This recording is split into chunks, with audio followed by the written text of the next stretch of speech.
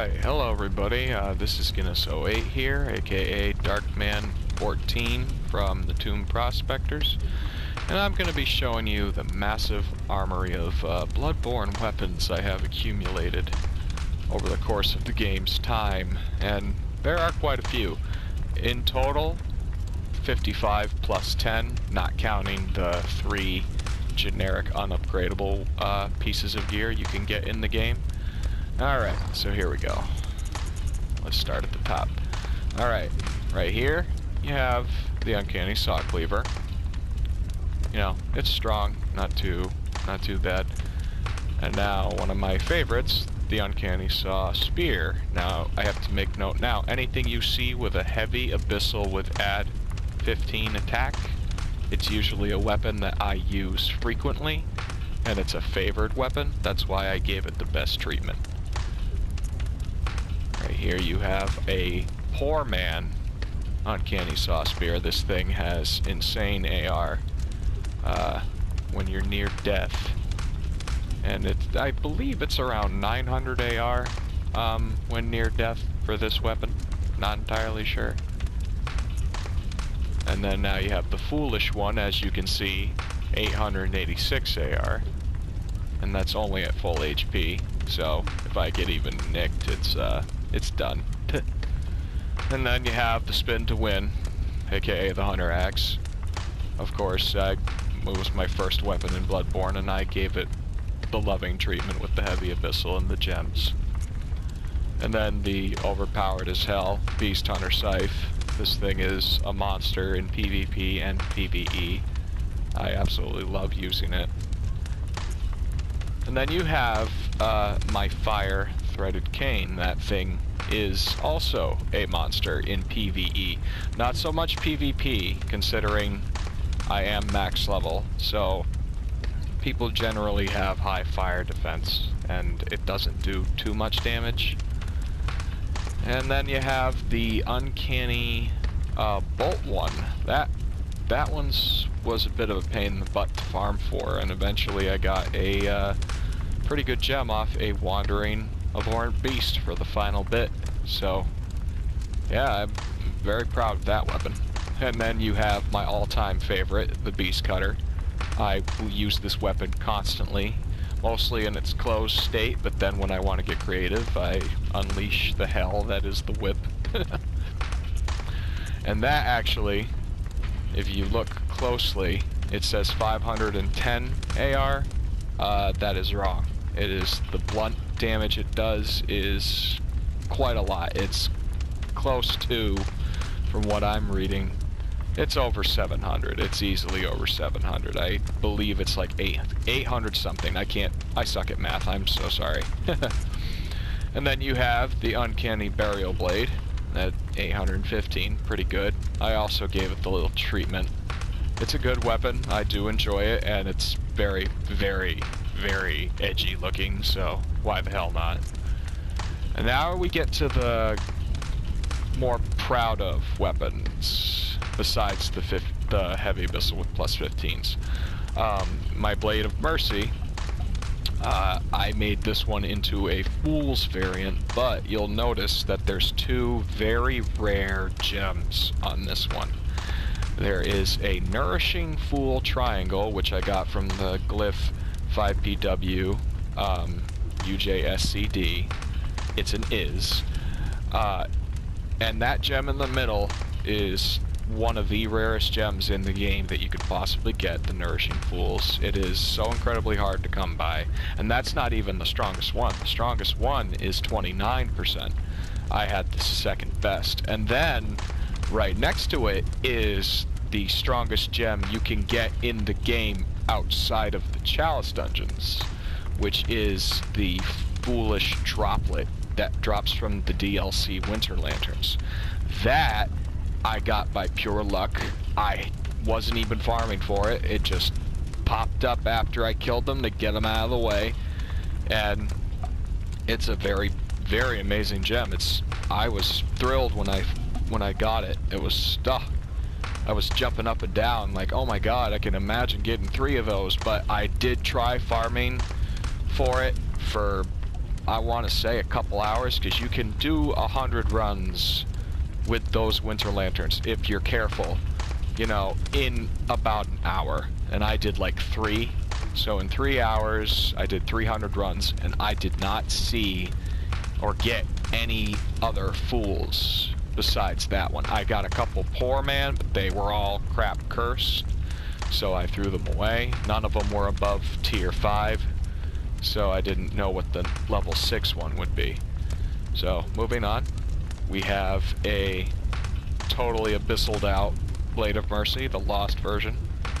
This thing is pretty damn good in PvP, actually. It's people don't really expect to see it because of its low damage output, but because it's got such quick attacks, it's pretty fun to use. And then we get to the other favored weapon, the Church Pick. This thing is an absolute monster in the Is dungeons. It just destroys anything kin related, and its visceral attack damage is absolutely off the friggin' charts because of the thrust, which is affected by the visceral attacks. Moving on. Yeah, my Kirk Hammer, over 1,000 damage. It's also a monster. And I could make it better, but I'm not a major user of the Kirk Hammer, so it'll stay the way it is. And then you have, of course, the generic Ludwig's Holy Blade, you know, the uncanny version. It has its highest AR possible, minus outside of putting Fool Gems on it, which is nearly 1100 AR.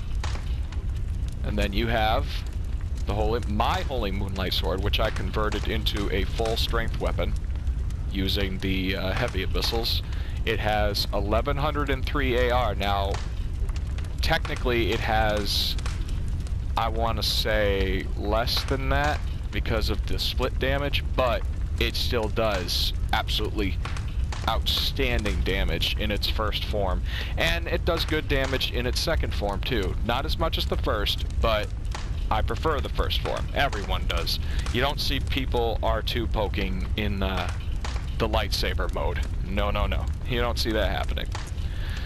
Now we get to Simon's Bowblade. It's a generic, you know, 327-2's best format for it possible, you know, unless you're going for a crazy blood tinge build, which honestly, what's the point, considering it doesn't affect your visceral attacks or anything like that. You know, I find blood tinge builds to be for lower level players who want to just one-shot people. I don't like one-shotting people. I like putting up a fight and, you know, having them put up a fight. So yeah, it's just 327-2s, and it's still very powerful, very good weapon. And now we get to the poor man Simon's Bowblade. Now I made this mainly to do PvE, and what it is, I put myself in a near-death state, and then the AR spikes up exponentially to extreme levels, and yeah, it is absolutely amazing when you're stealthing around. I managed to pull it off once in PvP using the blue elixir. I was able to cloak myself and actually managed to kill somebody using this. I only did it once, and sadly I did not record it. But if you're very good at PvP, which I'm not, I'm okay at it, you know, this could be something that you may potentially want to try. And then we have another Bowblade. This one is for long distance charge attacks. Basically the sniper version of the Bowblade. This thing's charge damage it's over 1,000 for each charge attack, I know that much. It is absolutely bullcrap strong, and it can clip away boss health like crazy. Now we have the Rider Flash, one of the stranger weapons that I gemmed up. Now, you're looking at it and you're thinking, how come there's not two 27-2 radials? Well, because on certain weapons, mostly it is the blood tinge based weapons, there are a couple physical ones that are in the same boat. The tempering abyssals with add attack can affect it differently than what a 27-2 gem would. In this case, anything above a 10.4 on the add attack on a Tempering Abyssal will actually give it increased AR and increased blood attack. Not by much, it's like 2 points difference per gem, but it's still the difference, so that's why I put them on. And I had those gems. I had one from before the patch, before they did the gem buff for the heavy abyssals, and then I got another afterwards just by complete chance. And then when I saw that the Rider Plash could benefit from it even more so than the Rifle Spear, because the Rifle Spear can't be buffed, you know, I'm like, okay, let's just put them on this. And it does pretty good damage when buffed and without because of it. And then, of course, you have the Chikage. No, I explained why I don't do Bludgeoned Bilge, and I will not ever be doing them. They are crazy hard to farm for, and there's really no point, in my opinion. It's fun, but besides that, no point. And then you have the Rikuyo. Good weapon. Easy as hell to parry in PvP. I don't use it too much. Now you have the Rifle Spear. This is my thrust attack version, which I mainly use for its first mode, and then for its second mode's charge attack. It is pretty good for the thrust damage. That's mainly it. It's good for, you know, versus kin, Abretus, anything that's kin or kin related. It generally tears it apart, no problem. And it's good for PvP because people generally have lower thrust damage defense than they do blunt, considering a lot of the armor sets it's mostly blunt. So it is a pretty good weapon in PvP as well.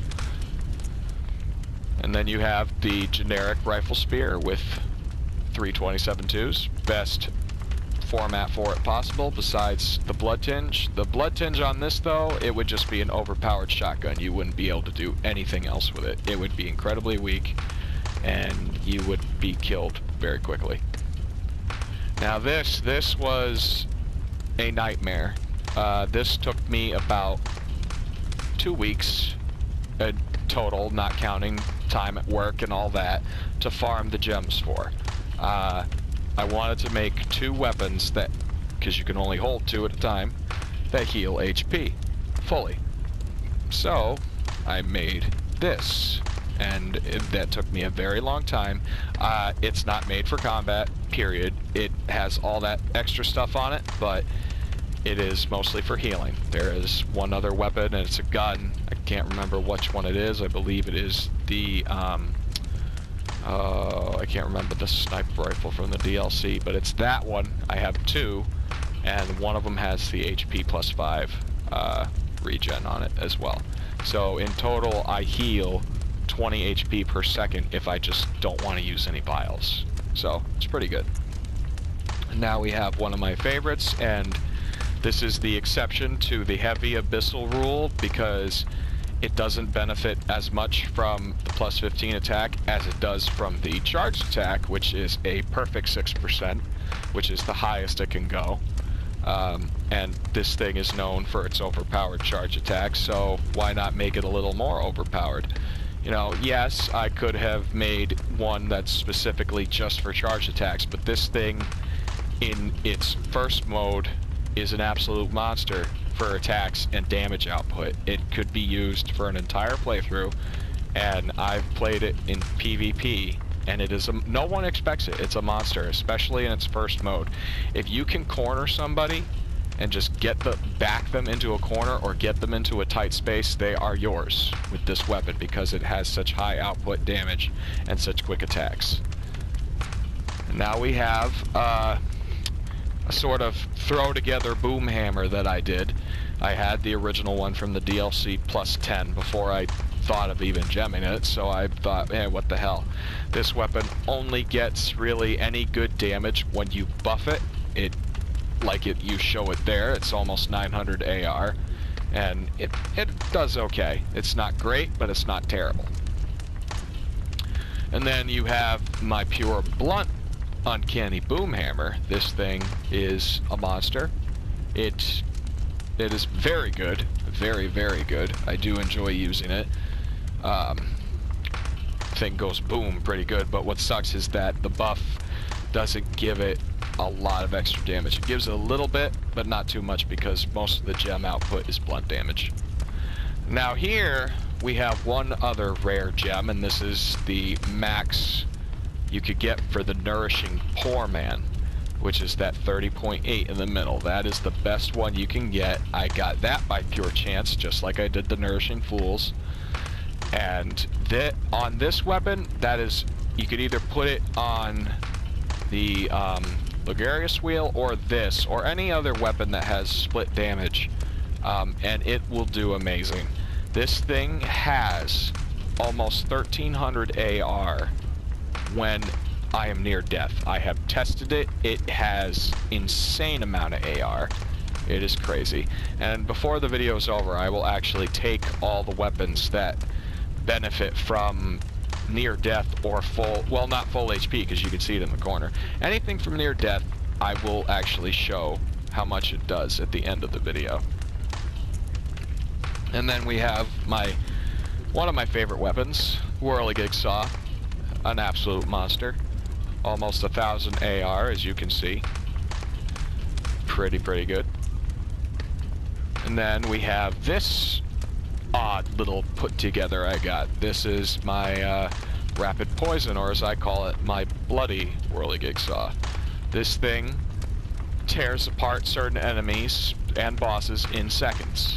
And I'm not even kidding. It can tear apart Fumarian Elders and Descendants like a hot knife through butter, and I can drop one in about, if it stays still, I'd say about 20 to 30 seconds, you know, if that, because it just chips away their health like nothing. Certain bosses are unfortunately unaffected by the Rapid Poison, so I tested it out. Watchdog of the Old Lords, he took absolutely no damage from this. He did not bleed. Nothing happened. And even though it has the fire damage on it, that does not really do much for the bleed. It just gives it a little extra oomph for the attack, so pretty good. And here we have my first Tonitrus. Now, I made this before I was aware of the Abyssals, per se. I knew of the Nourishings, and I knew of the scaling gems, but I did not know that there were abyssal versions, so I made this way back before they patched that, and it does pretty good damage. I will show the Tonitrus's buffs alongside the Poor Man stuff at the end of the video. This does, of all my Tinitruses, this does the second most damage. It's a pretty beast little monster. It really is. And here we have my pure blunt Tonitrus. This thing is very good. It does arguably the most damage altogether out of all the Tinitruses, because everything is affected by physical damage. Certain things are unaffected by bolt, or not very well affected by it. Dark Beast Parl for one. But this is a very good weapon. I do enjoy using it to a great degree. And now here we have this little death trap. My god. This thing I put a lot of time and effort into. It is AR-wise, it is my second strongest in terms of total AR. It has over 1200 AR when it's buffed. It is a monster. I will show that at the end of the video. And now this as you can see, Logarius wheel. There is one rare gem on here. It is a Nourishing gem, and that is the 22.8 down below. I do have a 21.9 in my storage box. It's not really great, but this is much better. And Nourishing are the best for the Logarius wheel, because they affect the overall damage. And then I did give it the physical up near death, because this weapon does drain your health, and it does make you stronger. So why not give it a little extra oomph before you're about to die? You know, get that little extra hit in. And here we have the generic bloodletter. You know, nothing fancy. Just 3s, 27 2s. And here we have the amygdala arm. Now I did the same thing like with the stake driver. I gave it a good little 6% gem. And that gem which is on that heavy abyssal. That gem lets that little extra attack that it does when you fully charge it, the R2, gives it a little extra tick.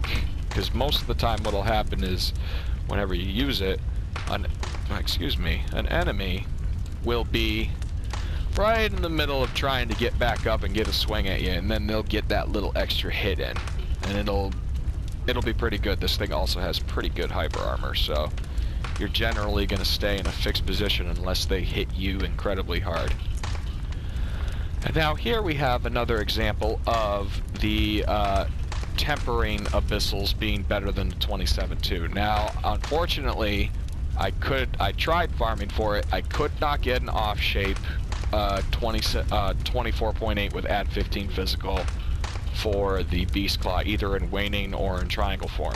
It just did not want to drop, period. I got one that was, like, I want to say,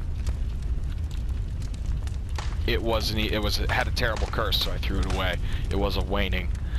But this thing is, as you can see, it's got 648. This is arguably, from what I'm able to discern, one of the more powerful versions of the Beast Claw you can make because of just the overall damage it does. Plus, you know, it buffs you, gives you that beast meter, and just the more you hit, the stronger you get, but the weaker your defense is, so it's a double-edged sword. And now here we come to the cost parasites. I have 3 of them. Yes, why do you have 3? Well, because this was the one I first made from the DLC. I made it just to affect the arcane AoE attack. It is, it's kind of weak, you know, its total attack doesn't really do much.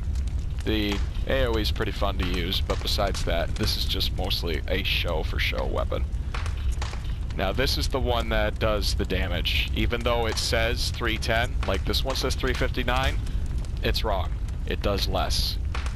This does more than that. This does quite a bit more because it's affected completely by the percentage rate. And it is a monster when used right, in PvP and in PvE. I tried farming for a radial gem that would make, you know, a perfect 27-2, that would have been great, but it would not drop, so I stuck with the 25.3. It is good enough.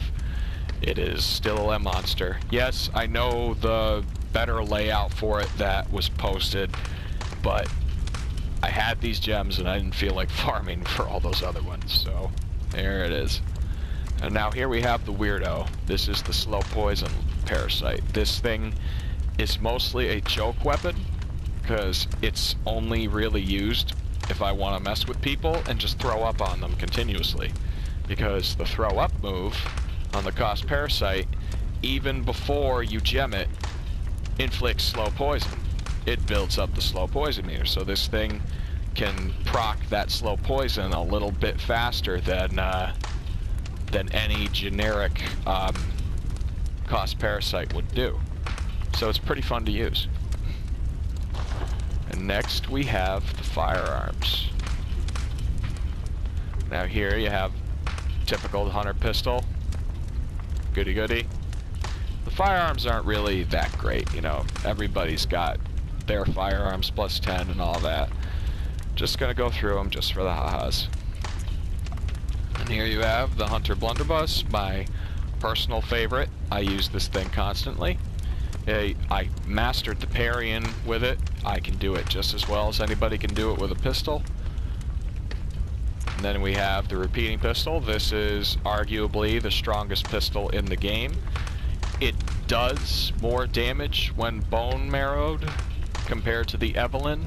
The only thing is that because it uses 2 bullets, people don't generally use it.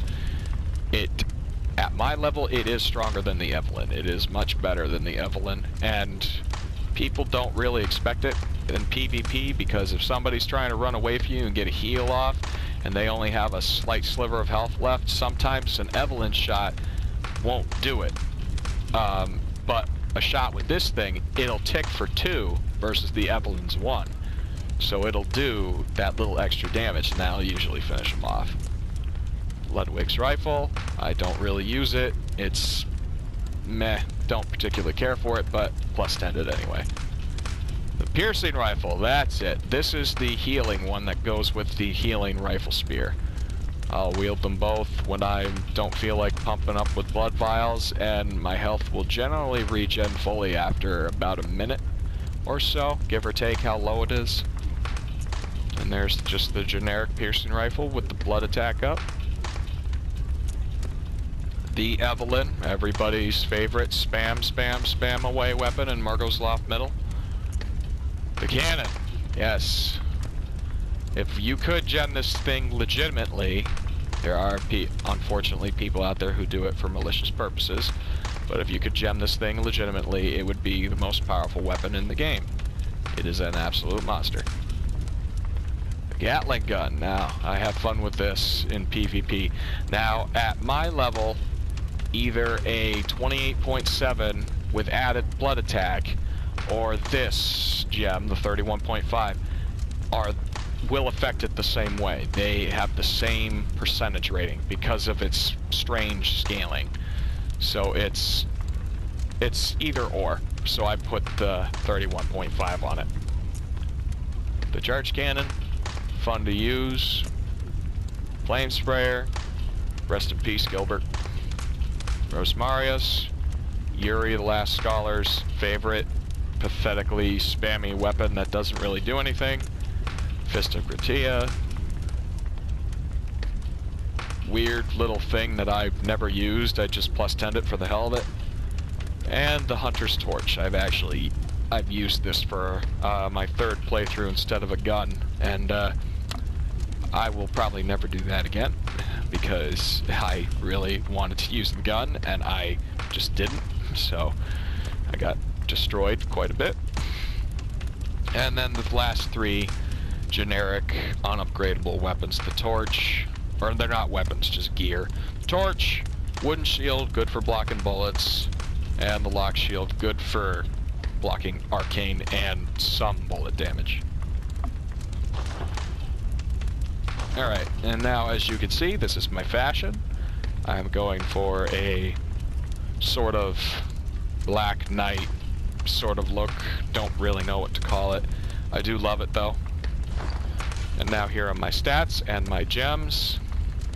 I do normally have the Hunter of Hunters rune on, which actually I will switch up right now because I'm not co-oping at the moment. And we'll just stand back in front of the fire. There we go. Angle the camera. Haha. Now, that's better. And there, as you see, yes, I have max blood echoes and max level. And then that's my damage output and all that, and then my damage reduction and everything in the corner, pretty damn good. You know, I'm able to survive pretty well in PvP and PvE because of that. Alright, now that we're getting close to the end, let me do the poor man stuff for you. That way you can get an idea of what the AR is. So, let's just do this.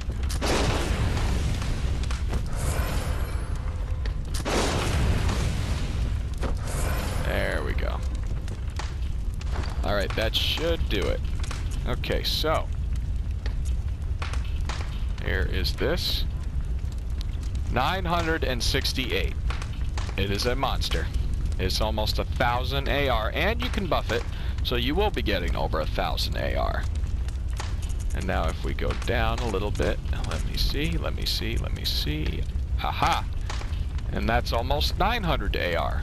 Unfortunately, you cannot buff the bow blade, which is a shame, but it's still very, very good. Where is the other one? Aha! Here it is. Look at that AR. I did say almost 1,300. I miscalculated. It is still over 1200 AR. It is 1227 AR. It is a monster. Look at that thing. An absolute monster. Oh, God. Now, if those were perfect poor mans, the ones you get from the Madmen, or the, not the Madmen, the Labyrinth spirits, that AR would probably be even higher. But I am not going through the hell of farming for those. They are incredibly hard to farm for. And then you get down to... Yep, that gets a little boost. The Logarius Uncanny Wheel.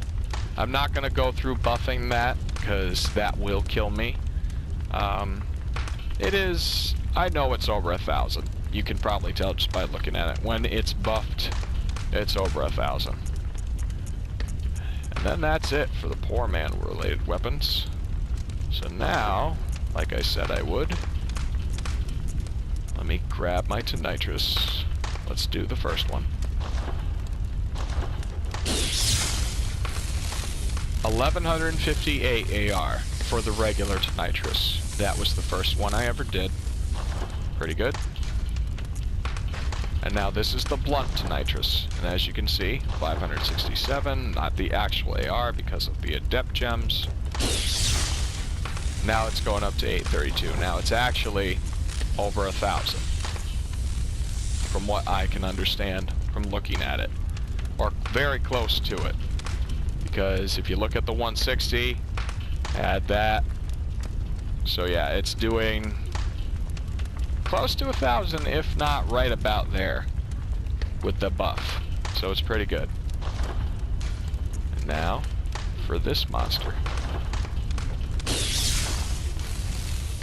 1,206 AR. It is a beast. This thing tears through a Breedis like a hot knife through butter. Alright, so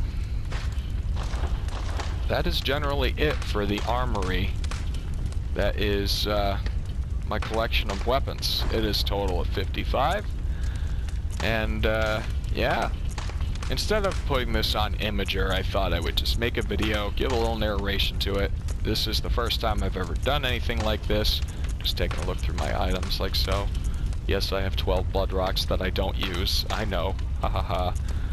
And yeah, I enjoyed doing it. I just want people to, you know, instead of having to look at a bunch of pictures and stuff, why not just see the real thing instead of just being like, oh, look at all the weapons. Instead, I'll give you a little narration for them. Because it just sounds more enjoyable. You know, give you something to watch, give you something to enjoy. Have your dinner while watching this, eat some freaking popcorn or whatever, or just skip through it and just look at the stuff you want to look at, and then go do whatever you want to do.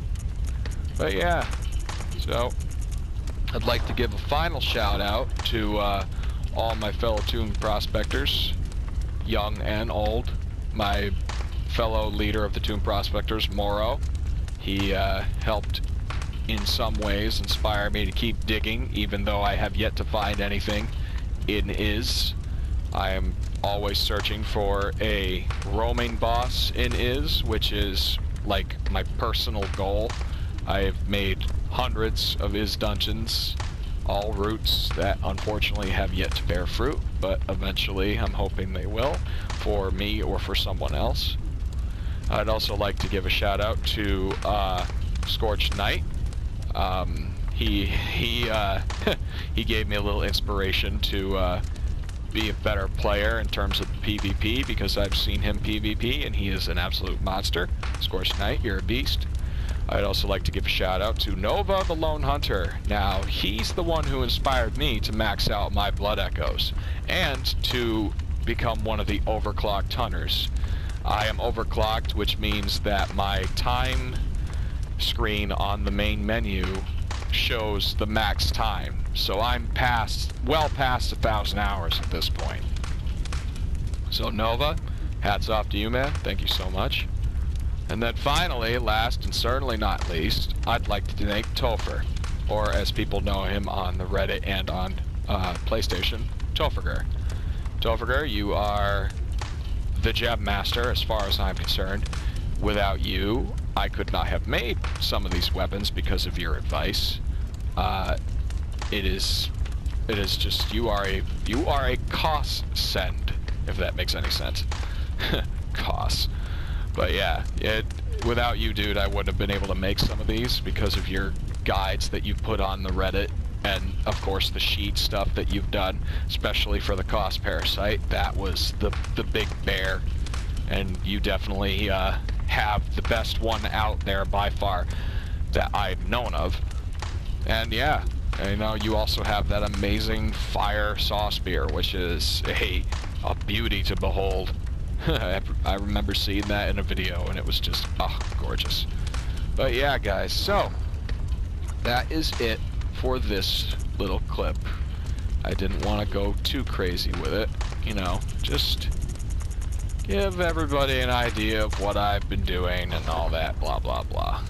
So, and of course, I have all the armor, all the versions of it, even of the two helms. There are two versions, in case people don't know.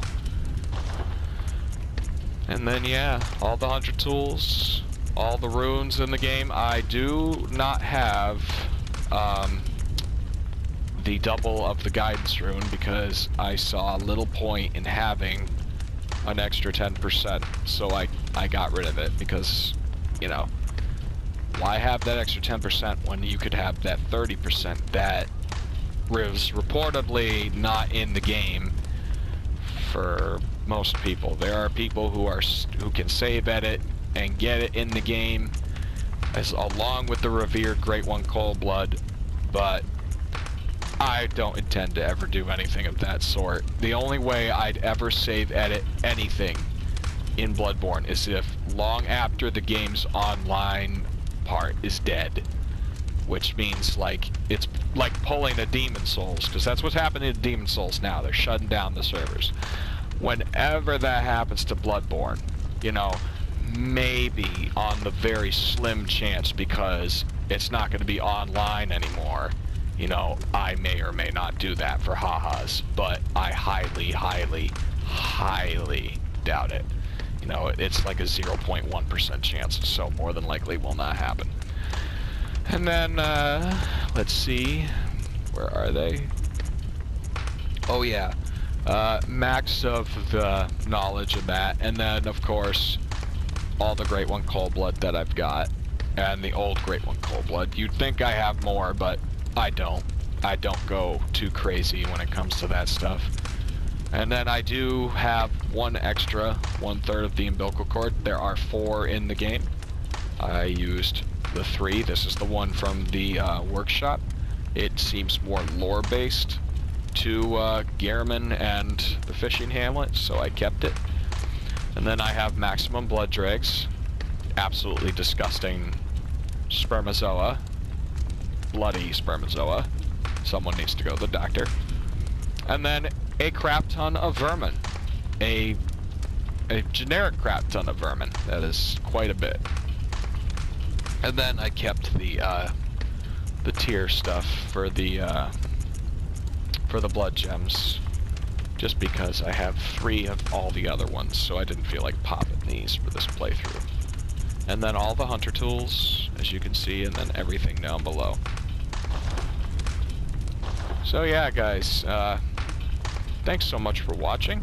This is my first video, and I don't really make these a lot. I don't really intend to either. It's not really a thing of mine. It's just something I wanted to do, so I hope you guys enjoyed it, and peace out. Oh, and sorry guys, if anybody has any questions regarding my Armory video here, feel free to comment in the Reddit post or on the YouTube post. Preferably on the Reddit post, considering I don't go on my YouTube very often, and I mostly do stuff on YouTube for fun, and it's few and far between. Also, I'd like to add that I am a nitpicky SOB when it comes to my gems. As you can see with all my gems, including the ones I didn't show you, they're mostly generic level 6 gems, nothing real fancy. Everything has the stamina curse. If it does not have the stamina curse, I either put it in my storage, and it either has to have weapon durability down, or it has to be something very unusual, like a circle poison gem, or along those lines. If it has anything other than the stamina curse, or it's unusual, besides weapon durability down, I usually either sell it or I throw it away. You know, I'm a nitpicky person when it comes to my gems, and I can't help it. It's a curse. Curse the fiends. They're children too. And their children forever true. So yeah, hopefully you all enjoyed the video, and for anybody who asks the question why the video is so long, well, why is life long? Why is, why is the sky blue? Why, just why? Why to everything? Why did I feel like making this? Because, well, because I wanted to, and also because, the 18th onward will be in preparation for a new kind of hunt, one that I haven't had since my PS2 glory days. I think a lot of you will get the drift on that. I'm not going to say what game. I will always keep Bloodborne open and ready to go. I will never put it down fully, but in the meantime, there'll be a new kind of hunt going forward. Ooh, someone just find a note. That makes me happy. But yeah, so hopefully you all enjoyed the video. It's long, I know, but I think you all can look past that. We're all mature hunters here. So, once again, hope you enjoyed it, and may your hunts be long, bloody, and prosperous, and farewell.